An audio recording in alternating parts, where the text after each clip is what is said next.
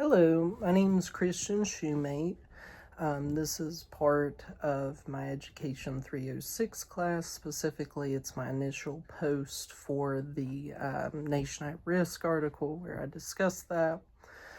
Today I'll be going over some questions that the instructor posed and reply to those questions. This article, how it's formatted, is it's essentially set up as a call and response, meaning that it starts off with reasons why our system's failing, specifically why our educational system is failing in so many regards and how it is failing in those ways.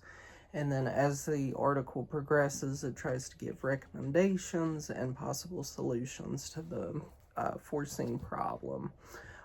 So the first question is summarize why the writers of this article determined that the United States was indeed threatened.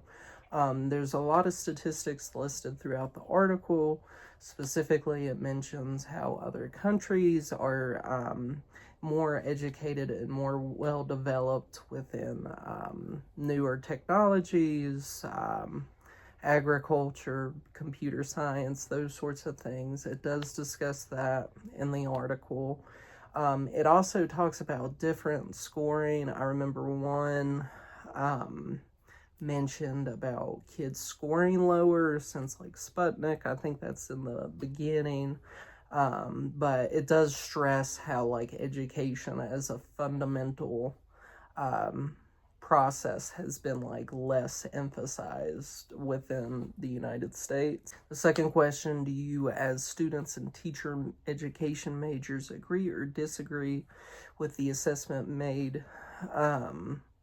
So I would say overall I agree with it. I read this once, I looked it over, and then I read it again, and I'd say while at times, specifically when it talks about, its recommendations and like raising the standards or raising the requirements when it comes to, I think one of the recommendations was to have like admissions in college be like to a higher standard, which while I agree, the article does mention earlier on about how like education is not emphasized as much. I think part of that is due to like burnout from former students. They raise their children with the idea that education wasn't important because they themselves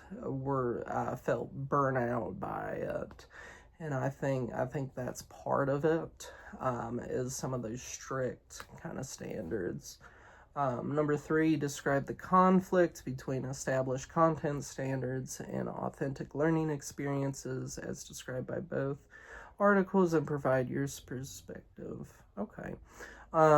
So established content standards, at least from my experience with writing lesson plans, lesson plans can be very, very broad, especially when teaching, like specifically my major is in elementary. Content standards can be pretty broad, and what I ended up running into a lot when I first started writing lesson plans was I would reach out to my teachers, and I would have these very overly academic lesson plans that are like, oh, we're gonna teach the letter B, or we're gonna do B sounds, and it would be essentially a big old block of text of everything that I was gonna do, but it was going with the established standard. Sometimes the difference between those two is an authentic learning experience may look different than what a standard would look like. It's sort of like a Venn diagram. So on that side, I could have the content standard would be like recognizing sounds, and then the other one would be, learning the sound B is the actual, applicable skill that is being taught. And then there's the abstract sort of